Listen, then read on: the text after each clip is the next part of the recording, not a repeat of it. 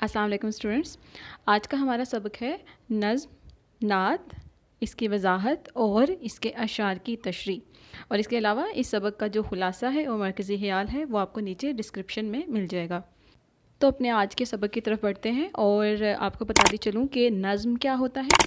कि नज़्म शायरी की ऐसी किस्म है जिसमें शायर एक ही मौजू को यानी कि अपनी नज़्म में, अपनी शायरी में एक ही मौजू को बार बार बयान करता है और उसी मौजू पर रहते हुए अपनी नज़्म को मुकम्मल करता है। उसके बाद नात क्या होता है। नात एक ऐसी नज़्म होती है जिसमें शायर हज़रत मोहम्मद सल्लल्लाहु अलैहि वसल्लम की शान बयान करता है और उनकी तारीफ़ बयान करता है। तो पहला शेर देखिए, बज़्म कौनैन सजाने के लिए आप सल्लल्लाहु अलैहि वसल्लम आए। बज़्म से मुराद होता है महफ़िल और कौनैन से मुराद होगा दोनों जहां। दोनों जहानों के लिए यानी कि दुनिया और आखिरत के लिए ये लफ्ज़ इस्तेमाल किया जाता है कौनैन। तो बज़्म कौनैन सजाने के लिए आप सल्लल्लाहु अलैहि वसल्लम आए। शमाए तौहीद जलाने के लिए आप सल्लल्लाहु अलैहि वसल्लम आए। अब शमा से क्या मुराद होगा, यहाँ पर रोशनी, और तौहीद से मुराद होता है अल्लाह ताला को एक मानना। ठीक है, तो शमाए तौहीद जलाने के लिए आप सल्लल्लाहु अलैहि वसल्लम आए।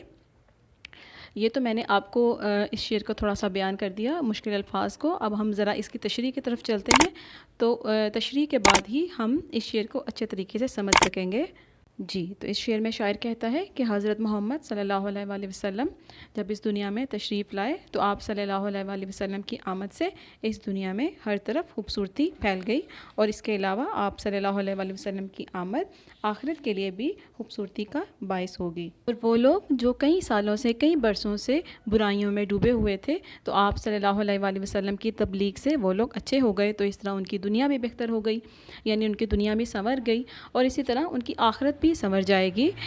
क्योंकि जिसने भी आप सल्लल्लाहु अलैहि वसल्लम के पैगाम पर अमल किया उसने हदायत का रास्ता पा लिया और वो अल्लाह ताला का पसंदीदा बंदा बन गया। तो इस तरह उसकी ये दुनिया तो बेहतर हुई ही थी, इसके साथ साथ उसकी आखिरत की ज़िंदगी भी बेहतर हो जाएगी।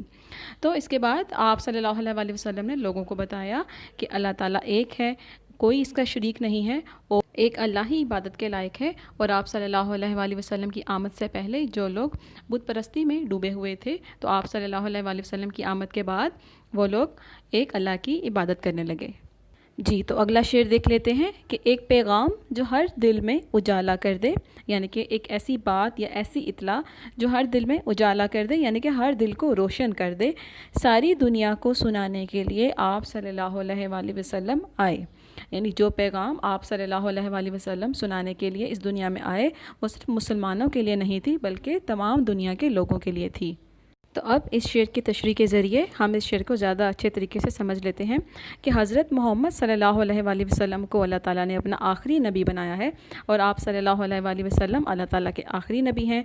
आप सल्लल्लाहु अलैहि वसल्लम ने लोगों को अल्लाह ताला का जब पैगाम सुनाया और लोगों को एक अल्लाह की इबादत करने के लिए कहा, तो आप सल्लल्लाहु अलैहि वसल्लम का पैगाम सिर्फ़ एक फ़र्द के लिए नहीं था, सिर्फ़ एक गिरोह के लिए, किसी ख़ानदान के लिए या किसी कबीले के लिए, किसी एक इलाके के लिए नहीं था, बल्कि आप सल्लल्लाहु अलैहि वसल्लम का पैगाम जो था वो दुनिया के हर इंसान के लिए था।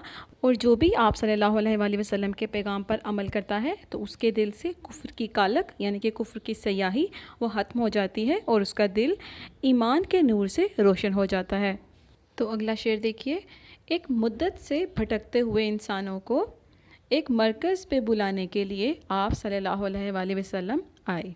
ठीक है, मुद्दत से मुराद होगा कि काफ़ी अरसे से, भटकते हुए से मुराद होगा कि रास्ता भूले हुए, सीधे रास्ते से जो लोग भटक चुके थे, तो उनको एक मरकज़ पे बुलाने के लिए आप सल्लल्लाहु अलैहि वसल्लम आए। तो एक मरकज़ यहाँ पर क्या होगा, मरकज़ से मुराद होता है कि वस्त या दरमियान, लेकिन यहाँ पर मरकज़ से मुराद है दीन इस्लाम। तो अब इस शेर की तशरीह देख लेते हैं कि अरब के जो लोग थे वो बरसों से जहालत की तारीकी में डूबे हुए थे और हर किस्म की बुराइयां उनमें पैदा हो चुकी थीं, और आप सल्लल्लाहु अलैहि वसल्लम ने उन्हें एक मरकज़ यानी इस्लाम के साये में जमा किया, और आप सल्लल्लाहु अलैहि वसल्लम ने उनकी आपस की जो दुश्मनियाँ थीं उनको ख़त्म करवाया और उन्हें एक मंजिल का पता बताया जो कामयाबी की मंजिल है। यानी आप सल्लल्लाहु अलैहि वसल्लम ने लोगों को एक अल्लाह की इबादत करने की तरफ बुलाया और उनको दीन इस्लाम का रास्ता दिखाया। अगला शेर देखिए कि नाखुदा बन के उमड़ते हुए तूफ़ानों में, नाखुदा से मुराद होता है मल्ला या रास्ता दिखाने वाला, اور ملاح کیا ہوتا ہے؟ کشتی کو چلانے والا، ٹھیک ہے۔ امڑتے ہوئے طوفانوں میں، یعنی کہ جو جوش میں بھرے ہوئے جو طوفان تھے، کشتیاں پار لگانے کے لیے آپ صلی اللہ علیہ وآلہ وسلم آئے۔ جیسے کوئی بھی کشتی کو چلانے والا جو ناہدہ ہوتا ہے وہ اپنی کشتی کو بچانے کی ہر ممکن کوشش کرتا ہے، اسی طرح آپ صلی اللہ علیہ وآلہ وسلم اس دنیا میں اس کشتی کے ناہدہ بن کر آئے ہیں کہ جنہوں نے لوگوں کو دین اسلام کا راستہ دکھایا اور تمام امڑتے ہوئے طوفانوں سے لوگوں کو بچایا ہے۔ اس شعر کی تشریح کر لیتے ہیں تاکہ ہم اس شعر کو زیادہ اچھے طریقے سے سمجھ سکیں۔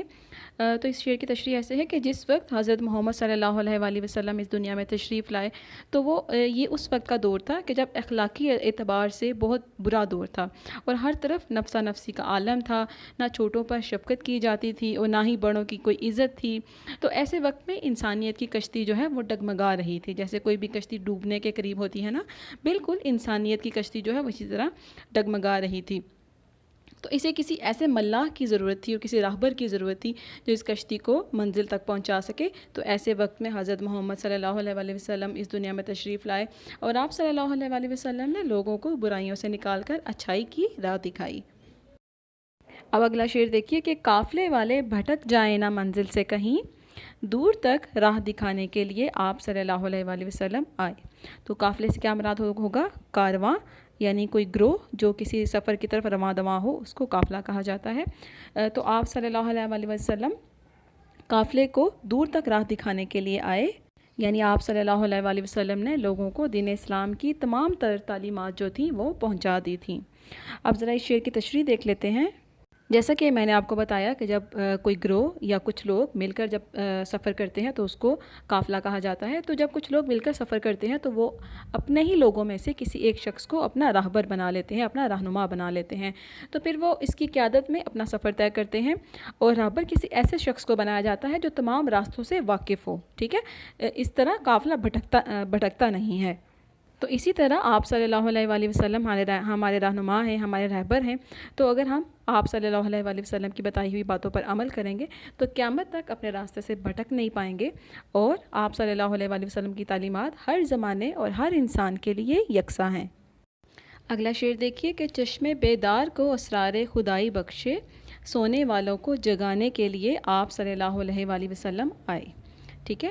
اب تو یہاں پر چشم بیدار سے مراد ہوگا جاگتی ہوئی آنکھ، اور اس کے لغوی معنی ہیں کہ وہ لوگ جو سمجھدار تھے، اور اسرار خدائی سے مراد ہوگا کہ اللہ تعالیٰ کے راز، ٹھیک ہے۔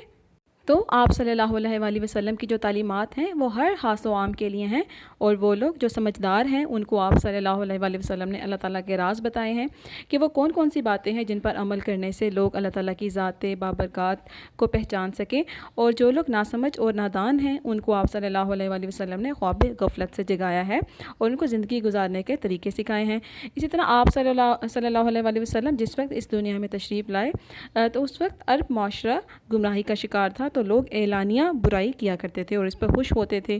تو آپ صلی اللہ علیہ وآلہ وسلم نے انہیں اللہ تعالیٰ کا پیغام سنا کر ان کے دلوں میں اللہ تعالیٰ سے محبت کا جذبہ پیدا کیا ہے۔ اب وہی لوگ جو جاہل قوم سے تعلق رکھتے تھے ایک مہذب قوم کی صورت بن کر ابھرے۔ جی، تو یہاں تک ہمارے تمام اشعار کی تشریح مکمل ہو چکی ہے۔ اس کے بعد اس کا جو مرکزی خیال اور خلاصہ ہے وہ آپ کو نیچے ڈسکرپشن میں مل جائے گا۔ تو آج کا سبق ہمارا ختم ہو چکا ہے، دوبارہ ملیں گے کسی نئے عنوان کے ساتھ، تب تک کے لیے اللہ حافظ۔